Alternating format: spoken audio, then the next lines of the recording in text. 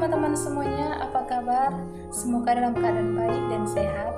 Saya Sinar Lida Malau dengan NPM 208600253 dari kelompok 11 dengan mata kuliah Psikologi Industri dan Organisasi dengan anggota Nama saya Giovanni Fabiola Brilian Al-Habib Taufik, NPM 208600337.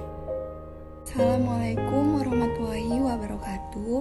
Nama saya Nur Wahida Sufira Siregar dengan NPM 208600295.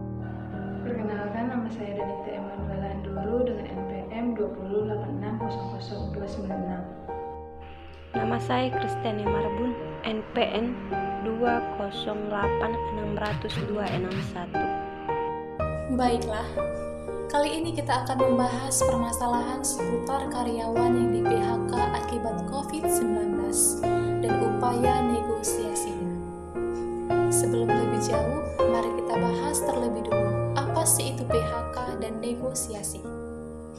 PHK atau pemutusan hubungan kerja adalah pengakhiran hubungan kerja karena suatu hal tertentu yang mengakibatkan berakhirnya hak dan kewajiban antara pekerja dan perusahaan. Sedangkan negosiasi adalah bentuk pengambilan keputusan dua pihak atau lebih berbicara satu sama lain dalam upaya untuk menyelesaikan perdebatan mereka. Seperti yang telah kita ketahui di masa pandemi saat ini, banyak permasalahan-permasalahan yang muncul pada kalangan masyarakat yang memberikan dampak buruk, terlebih lagi bagi para pekerja yang harus rela di PHK oleh pihak perusahaan. Beberapa perusahaan gulung tikar sebagai imbas pandemi COVID-19 dan kemudian membuat mereka melakukan pemutusan hubungan kerja atau PHK. Bahkan ada yang dirumahkan tanpa upah, sehingga membuat para pekerja melakukan aksi demo demi melanjutkan kehidupannya.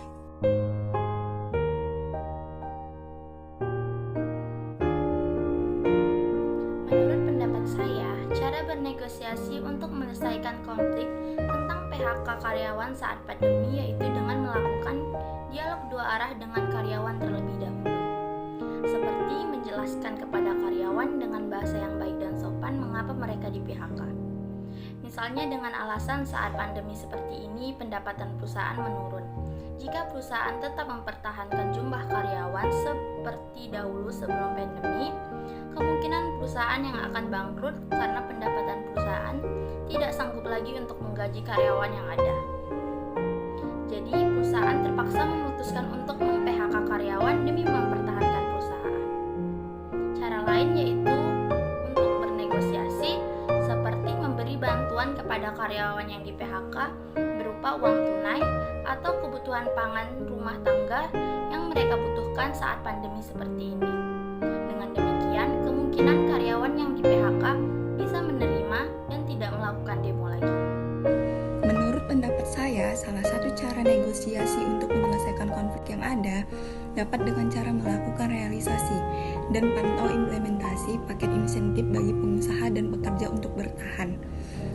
Menerbitkan paket insentif bagi pengusaha seperti pembebasan atau pengurangan pembayaran pajak dan hibah anggaran untuk sektor usaha kecil. Selain itu, insentif sosial juga disiapkan oleh pemerintah bagi pekerja yang terkena PHK atau tidak dapat bekerja seperti pekerja sektor non-formal. Insentif ini berbentuk bantuan langsung dan potongan biaya untuk kebutuhan fasilitas yang disediakan pemerintah. Kebijakan ini perlu dipastikan, direalisasikan, dan tepat sasaran.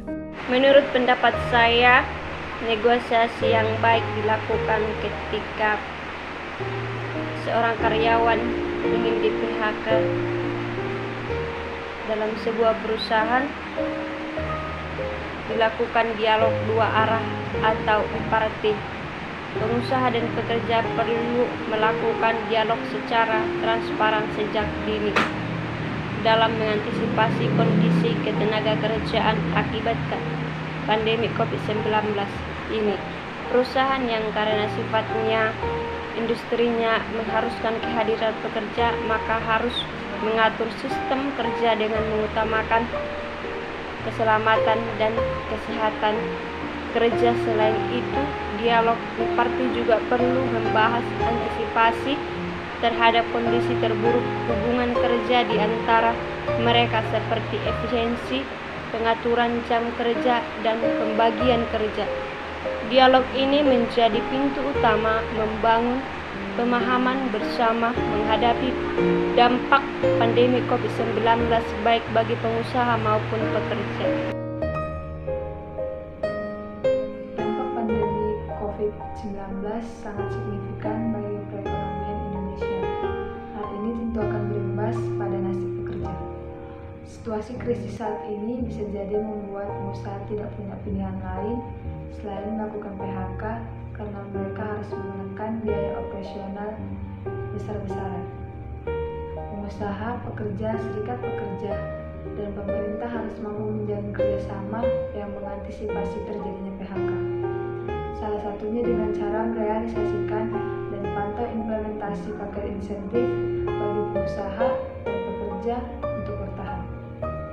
Pemerintah sudah menerbitkan paket insentif bagi pengusaha seperti pembebasan atau pengurangan pembayaran pajak dan hibah anggaran untuk sektor usaha kecil. Pemerintah sendiri berencana akan memberikan stimulus sebesar 2 triliun untuk meningkatkan daya beli pelaku koperasi dan usaha mikro, kecil, dan menengah atau UMKM.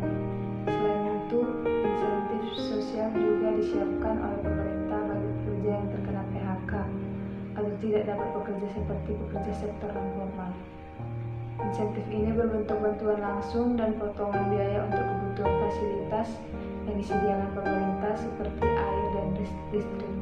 Kebijakan ini dipastikan realisasi dan dipantau agar tepat sasaran. Baiklah, setelah kita mendengarkan beberapa pendapat dari rekan-rekan saya, maka kesimpulan yang saya dapatkan dalam penyelesaian konflik yang seperti ini yaitu lakukan komunikasi dengan baik dan terarah. Dengarkan dan tanggapi karyawan yang berbicara. Gunakan bahasa yang sopan dan santun. Jangan memihak hanya pada salah satu orang, serta beri uang pasongan atau uang penghargaan selama karyawan bekerja. Pemerintah dan kita dalam menyelesaikan permasalahan pandemi COVID-19 ini masih panjang. Penyelamatan warga dan menekan penyebaran virus menjadi fokus utama saat ini. Kita berharap pandemi COVID-19 ini bisa segera teratasi dengan tuntas, sehingga pemerintah dengan dukungan semua pihak bisa segera memulihkan ekonomi. Baiklah, sekian dari kami. Semoga apa yang dibahas pada hari ini memberikan banyak manfaat dan juga pengetahuan yang baik bagi kita. Baiklah, akhir kata saya ucapkan terima kasih dan sampai jumpa.